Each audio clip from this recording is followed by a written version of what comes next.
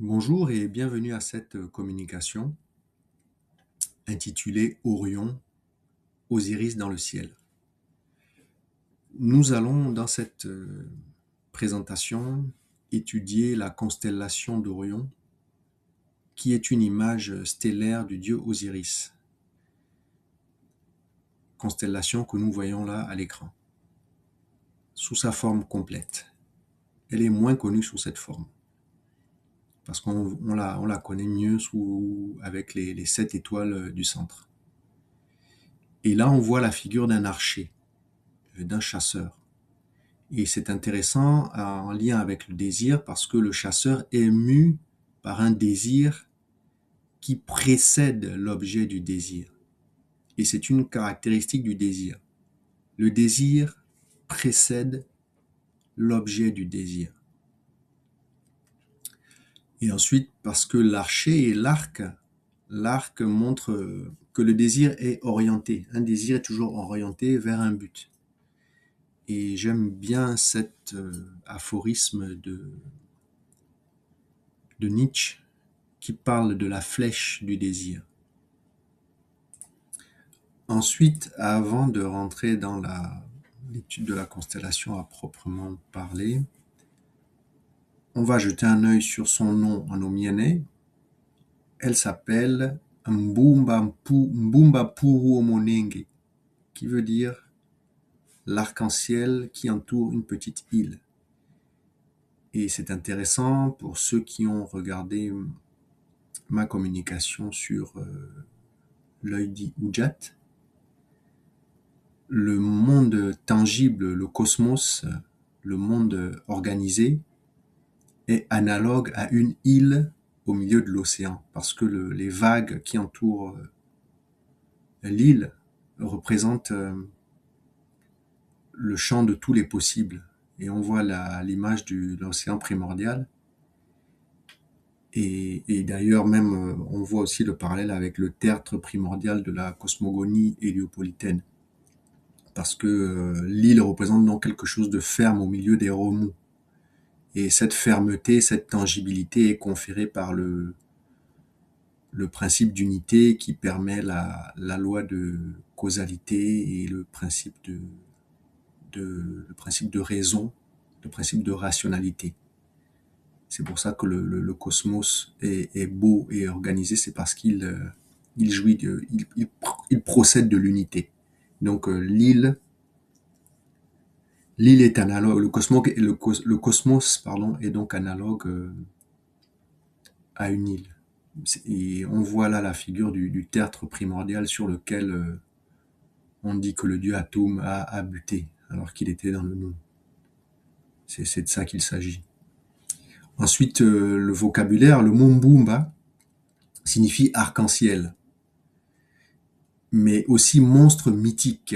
Et ça, c'est une traduction, je le prends au dictionnaire de Rapona Walker. Il dit « Les indigènes croient que l'arc-en-ciel est produit par un énorme poisson. » Et ici, on voit le Nomo Anagono, qui est... le Nomo, c'est Osiris, chez les Dogons.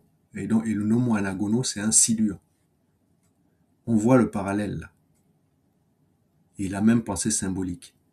Mais Mbumba signifie aussi fétiche de richesse qui impose l'obligation de tuer un de ses proches. On voit encore là le mythe de la passion d'Osiris, qui est tué par son frère.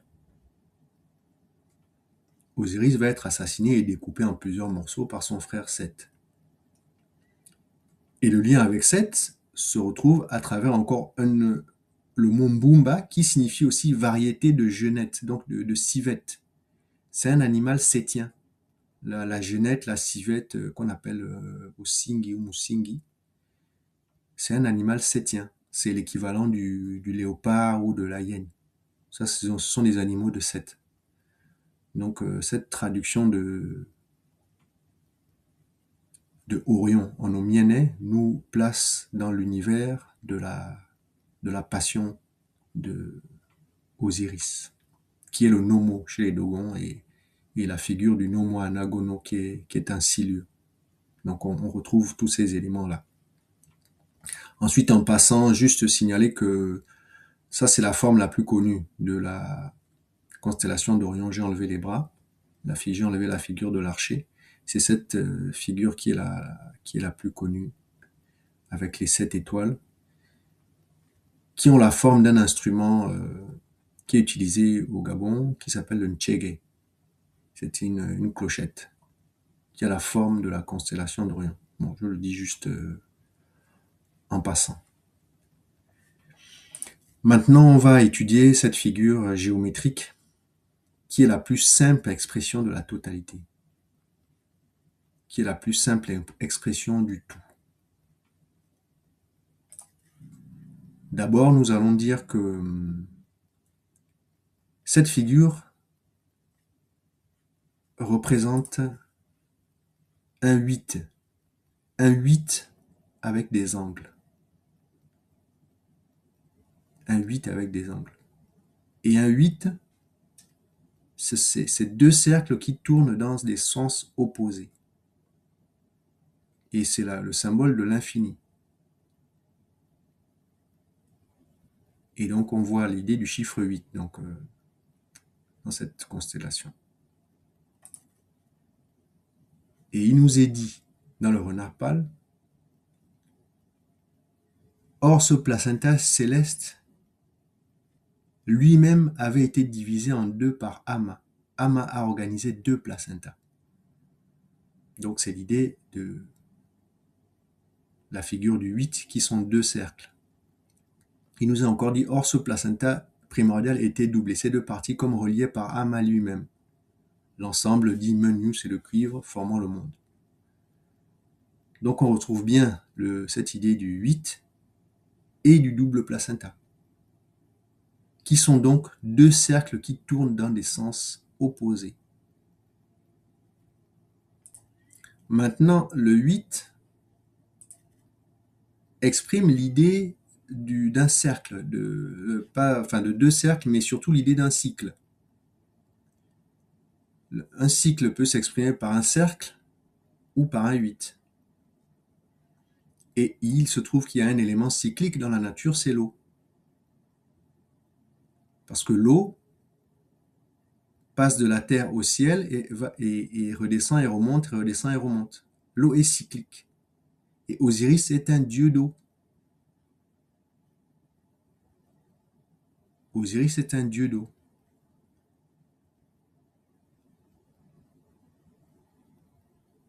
Et aussi, même cette constellation d'Orion est une constellation d'hiver, pour ceux qui sont dans l'hémisphère nord. Elle est visible à des heures raisonnables là, en ce moment.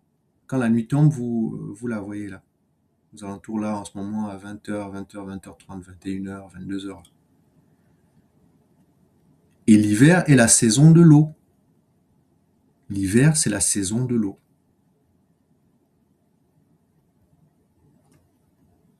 Et l'eau est le liant, le messager. En alchimie, alchimie qui vient du mot alchimia, mais qui vient de chem. Hein. Chem, c'est les Africains qui ont inventé l'alchimie.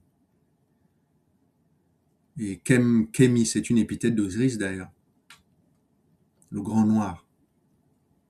Et donc l'eau est le messager, mais qui dit messager dit mémoire. Un messager, il a la mémoire. Et on parle de la mémoire de l'eau. Et il y a les travaux de Masaru Emoto qui montrent justement que l'eau a une mémoire et que l'eau est sensible à la vibration. L'eau garde une trace de tout ce qui rentre en contact avec elle, y compris la pensée. Donc ainsi, l'eau matérialise la pensée.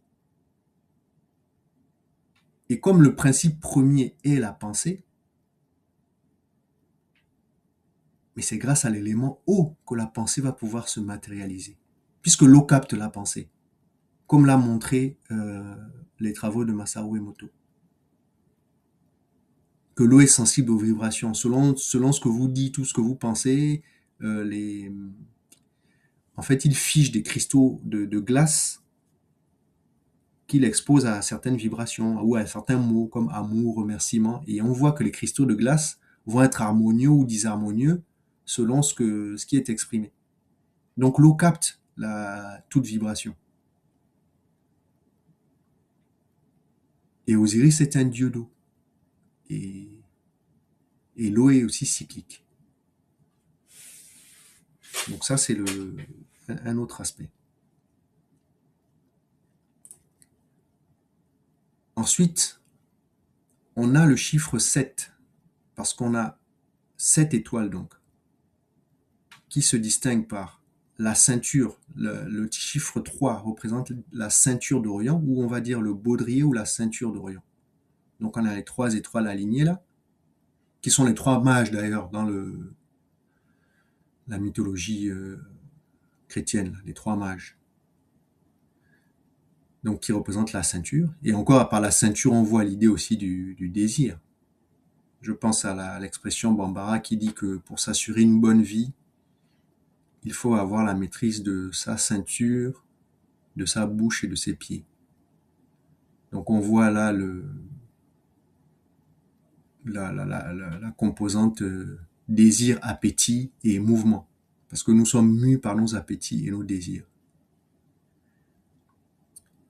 Donc je disais, il y a les 3 plus les 4 étoiles extérieures. Donc par le chiffre 7 exprime, c'est le chiffre de la personne humaine.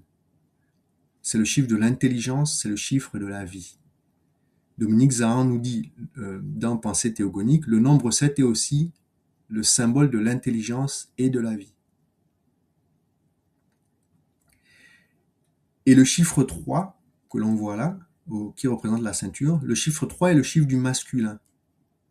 Et le chiffre 4, qui encadre le 3, est le chiffre du féminin.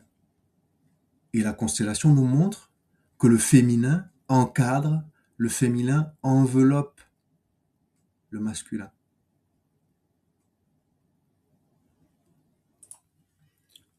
On le voit dans le rapport sexuel. Le féminin enveloppe le masculin. Mais aussi, l'autre rapport qu'il faut voir, c'est que le masculin représente la pensée. Et le féminin représente la matière. C'est le féminin qui matérialise. Donc là, on voit par le 3 qui est enveloppé par le 4, on voit que le 3 se manifeste par le 4. Il est encadré. C'est un peu l'idée de la peau. Parce que le féminin est à la limite. C'est le féminin qui marque les limites de la constellation. C'est une caractéristique, c'est un attribut du féminin, ça. Elle est à la limite. Elle est aux extrémités. Elle met au jour, mais elle accompagne aussi à la mort. C'est pour ça qu'on a les pleureuses en Afrique. La femme accompagne toujours aux extrémités. À la naissance et à la mort. À la naissance parce qu'elle met au jour et les pleureux, par le phénomène des pleureuses aussi. Elle accompagne à la mort. Qui est un retour à la vie. Ensuite, on peut la lire autrement parce qu'on observe qu'il y a une symétrie, en fait. Il y a une symétrie axiale par la ceinture. Donc on a deux d'un côté et 2 de l'autre qui sont symétriques par rapport au centre. Le centre marqué par les 3 étoiles du baudrier. Donc il y a l'idée du miroir. La symétrie n'est pas parfaite, mais à l'œil nu comme ça, on voit une forme de symétrie. Donc c'est ce que la constellation nous montre là aussi. Donc c'est l'idée de dualité, d'égalité. La dualité et l'égalité, ce sont des synonymes. Il y a dualité quand il y a égalité. Mais la dualité, c'est plutôt pour des éléments qui s'opposent. Donc c'est la figure de la balance. La balance illustre bien cette idée de dualité. Parce qu'il y a 2 charges qui sont opposées mais égales. Donc il y a l'idée de justice aussi. Et vous savez que Osiris c'est lui qui juge les morts. au tribunal. On parle du tribunal d'Osiris. On voit ça ici, par cette idée de symétrie, donc d'égalité et de gémellité. Et c'est le principe du miroir. Le 2, les deux étoiles que j'ai mis en bleu, sont jumelles avec les deux en rose. Des jumeaux de sexe opposé. C'est ça la dualité. La dualité mâle. Les principes masculins sont donc on voit les quatre éléments là. Le principe masculin étant représenté par le feu et le souffle, le principe féminin par l'eau et la terre. Et l'encadrement aussi nous dit autre chose, c'est que, maintenant qu'on a vu cette idée de dualité, c'est que la dualité, le chiffre 2 représente la dualité, et le chiffre 3 représente la multitude.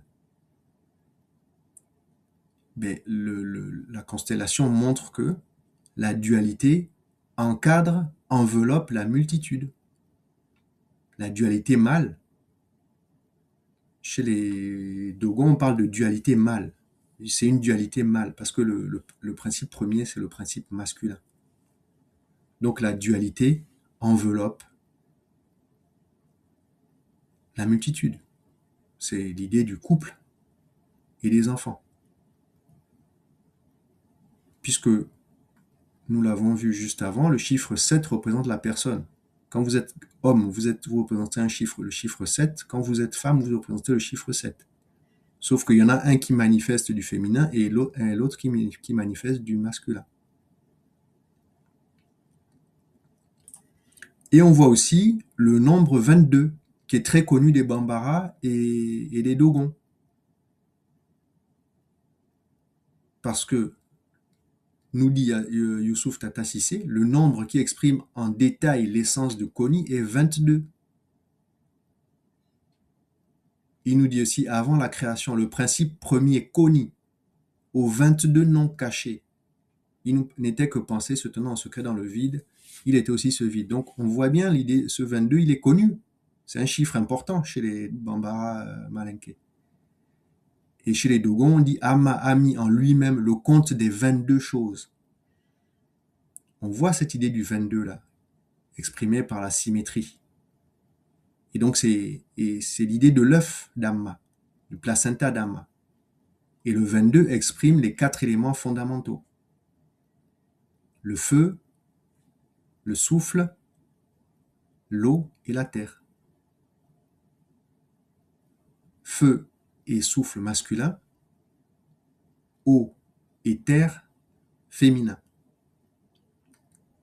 Donc il y a l'idée de l'œuf là, du placenta céleste, du placenta d'Amma. Et ainsi, c'est la vie qui sépare l'œuf. On voit l'image de l'enfant qui déchire le placenta. C'est la vie, donc le chiffre 7 qui déchire le placenta. Et c'est intéressant parce que il déchire le placenta à part égale. D'accord? Ce qui nous donne 22 divisé par 7. Eh bien, 22 divisé par 7 nous donne une approximation du nombre pi, qui est une constante universelle, qu'on pourrait définir par la vie sépare l'œuf en 2 parts égales. Et si vous faites 22 divisé par 7, c'est un moyen d'obtenir le nombre pi avec des nombres entiers. C'est une constante universelle. C'est l'idée, si vous faites un cercle qui a pour valeur 22, vous prenez un diamètre qui a la valeur 7, pi est égal à 3,14. 3,14,27, je crois, de mémoire. Mais c'est une approximation du nombre pi. On retrouve une constante universelle. Et il y a je vais citer un passage du Renard Pâle qui nous dit « La parole est comme cette articulation du nomo, Les 7 paroles des articulations du nomo, ce sont les 7 paroles du nomo qui étaient à l'intérieur du ventre et qui n'étaient pas sorties à l'extérieur.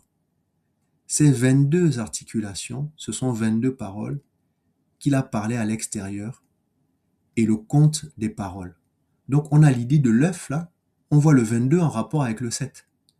22 divisé par 7, faites le calcul, c'est 3, 14, 27. C'est une approximation du nombre pi, réalisable avec des nombres entiers. Mais Plutarque nous dit aussi quelque chose qui est intéressant sur... et vous pouvez voir la figure là, cette figure-là. Il nous dit le cercle de l'horizon qui divise ces deux hémisphères et qui est commun à l'un et à l'autre s'appelle Anubis. Et on lui donne la figure du chien parce que cet animal voit aussi bien la nuit que le jour. C'est la figure du cercle et de diamètre 7 là. Et 22 divisé par 7, le nombre pi. La constellation nous montre un 22 par symétrie et elle est composée de 7 étoiles. Et on voit d'ailleurs que le 7, le lien entre Anubis et 7. Anubis, c'est une modalité de 7. Et c'est lui qui initie la vie, c'est lui qui va déchirer le placenta. 22 divisé par 7, pi. Et c'est une unité, ça, c'est la composition de l'œuf. L'œuf égale unité. Un cercle, c'est une unité. Et on va retrouver cette idée d'unité encore avec la constellation, puisque nous avons vu que le placenta est double. En fait, au centre là, au baudrier, il faut compter 2 fois. Une fois dans un sens, une fois dans l'autre. Ce qui nous fait 1, 2, 3, 4, 5 dans un sens et 1, 2, 3, 4, 5 dans l'autre. Et il nous est dit dans le renard pâle, le plan de la maison des femmes menstruées est fait à l'image du placenta aux 5 registres. Le guina comporte 5 pièces principales qui correspondent au partage en 5 du placenta initial. La division du placenta en 5 omet volontairement la partie qui représente la division en 6, la terre impure du renard. C'est comme si c'est la valeur du placenta avant la séparation. Et ça fait ainsi 55. On a le chiffre 2 chiffres 5. 55, ça fait 5 plus 5 égale 10. Les Bambara réduisent les nombres. Comme vous voyez dans les mythes, et par exemple, dans le mythe de Sundiata Keita, à un moment donné, il va offrir 100 poulets, 100 béliers, 100 je sais plus, un autre animal là, à la sorcière, à une sorcière. J'espère que personne n'imagine que Sundiata a eu le temps d'aller tuer 100, 300 animaux. C'est pour montrer le symbolisme qui existe entre... Donc c'est le chiffre 1 qui est rapporté à ces animaux. Les Bambara, Malinké réduisent les nombres comme ça. Il faut lire les mythes comme ça. Quand vous voyez des nombres, il faut les réduire. Donc 55, ça fait 10. Et 10, c'est 1. 10, c'est un retour à l'unité. Et un œuf, un placenta, c'est une unité. Et ce qui est intéressant avec cette idée d'unité, c'est que si l'on divise 55 par 34, donc le 3 de la ceinture d'Orion et les 4 étoiles qui l'entourent, 55 divisé par 34, ça nous donne une approximation du nombre d'or, le nombre phi, avec des nombres entiers. Et 34 et 55, ce sont des nombres premiers. Et ça nous donne 1,61,17. Le nombre d'or, c'est 1,61,8. 1,61,8. Et 1,617, pardon, j'ai dit 61,17. Et on retrouve encore cette idée du chiffre 7 qui sépare à égalité, en fait. On retrouve 2 constantes universelles.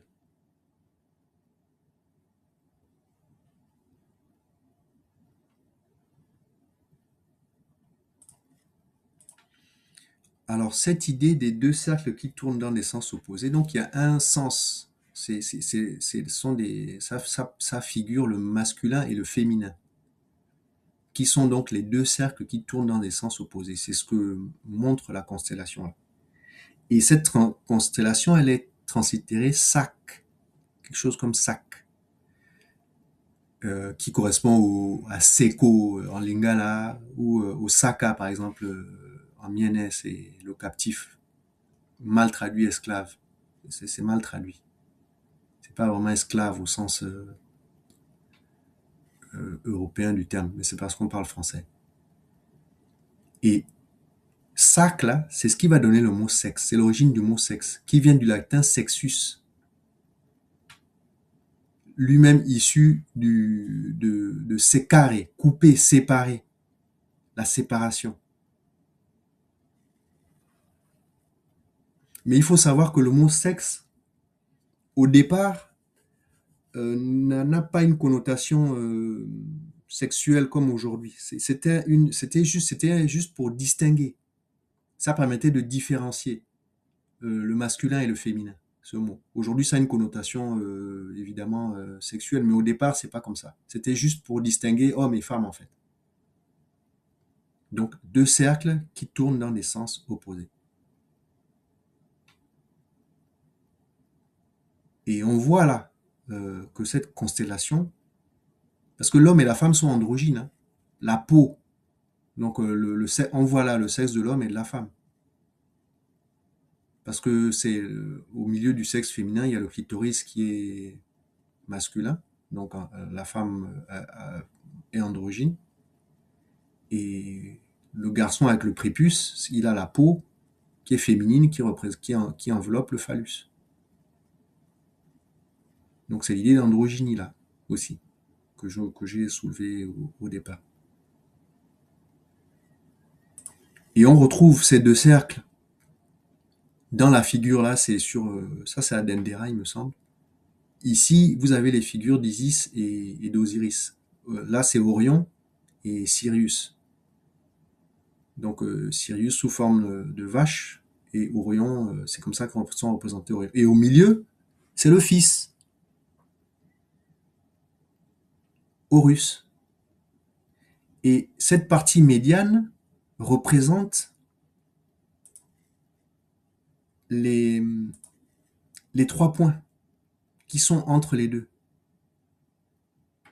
La jonction, là. Le monde tangible se situe à ce niveau-là, au milieu, entre les deux cercles, là. C'est ce qui nous est figuré là. Et c'est ce qu'un artiste gabonais montre là. C'est cette compréhension-là. Je trouve ce tableau-là assez intéressant. À gauche, vous avez la version originale et à droite, j'ai rajouté les cercles. Et il nous montre l'œuf brisé. Donc le monde tangible, c'est l'enfant qui est visible, mais les parents sont invisibles. Et on voit le mâle, le masculin avec le feu, le féminin avec l'eau. Et c'est là où on voit que cette compréhension, cet artiste, je ne sais pas s'il sait ce que je dis là, mais c'est ce qu'il a dessiné, hein. C'est ce qu'il a représenté là. Le monde visible, c'est l'enfant, Horus. Le père, principe masculin. Le feu, principe masculin. L'eau, principe féminin. Et ce sont deux cercles qui tournent dans des sens opposés. Et on retrouve la racine km. Koma, ça veut dire fructifier. Et la pleine lune se nomme à l'épithète de Nkoma, en omienne.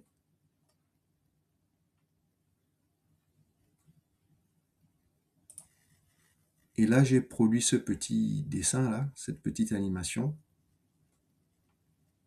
qui nous montre deux cercles qui tournent dans les sens opposés. Et le monde visible est à la jonction des deux. Le monde visible se trouve ici. Nous sommes là. Là où il y a le visage de Horus. Là.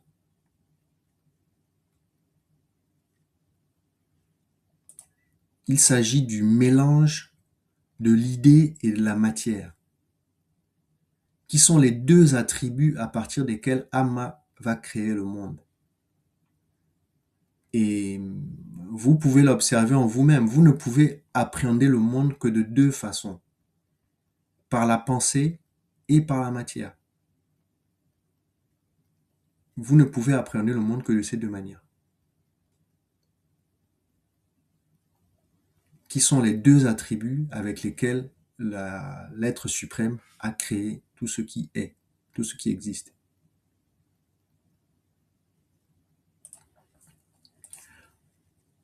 Maintenant, un autre aspect que montre la constellation, par les chiffres qu'elle nous montre.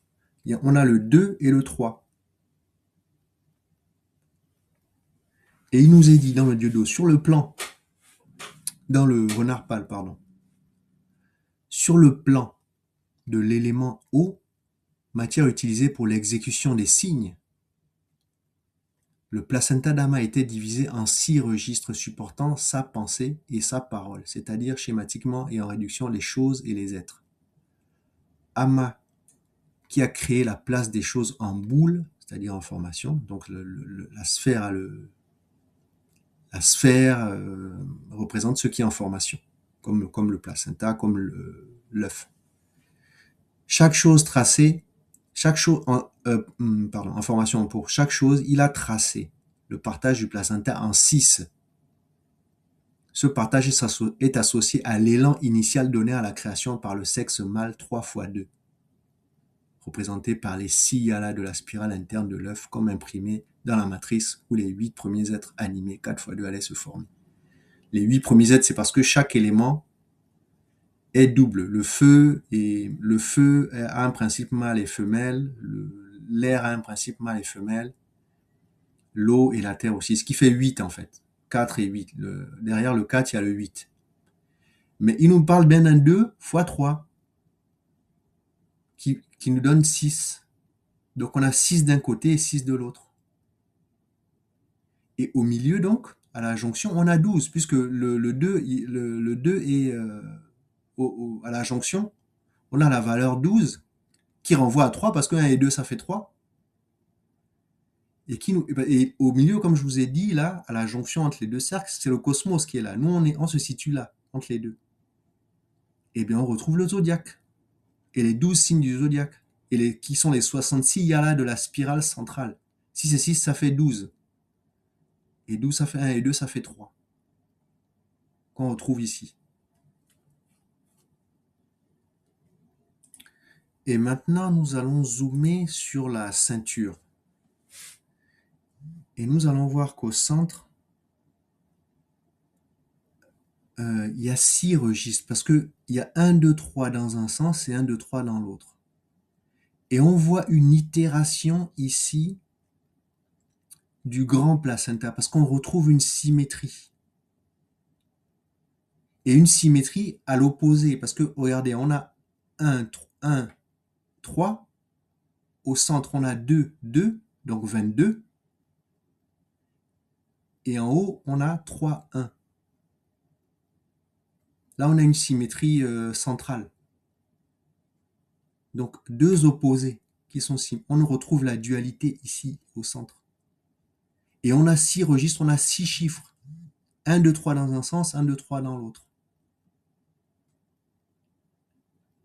Ce qui nous ramène, si on reprend notre slide avant, 2 fois 3, on a 3, 6 là. 6, 6, 6. En Jean chapitre 13, verset 18, que celui qui a de l'intelligence calcule le nombre de la bête, car c'est un nombre d'hommes et son nombre est 666. Et il nous a été dit, où est-ce que je l'ai mis ça? Avec ce 6 là. Ça doit être ici. La partie sur la division du placenta en 5 qui omet volontairement la partie qui représente dans la division en 6 la terre impure du renard.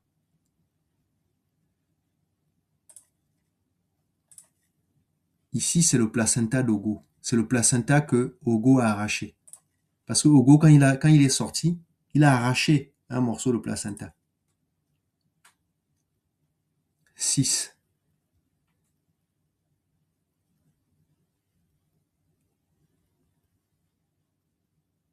Et dans le renard pâle, il nous est dit, nous avons ici le schéma du placenta aux 6 registres, ou de la première table de divination ronde. Le partage en 6 de la table du renard, c'est comme le partage en 6 du placenta du monde.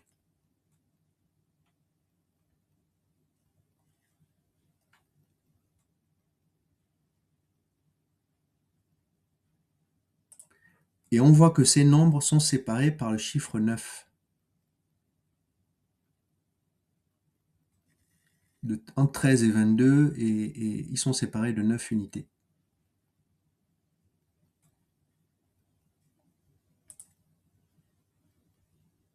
Donc la partie centrale, là, elle représente ce placenta-là, qui est bien connu, c'est le signe AA1.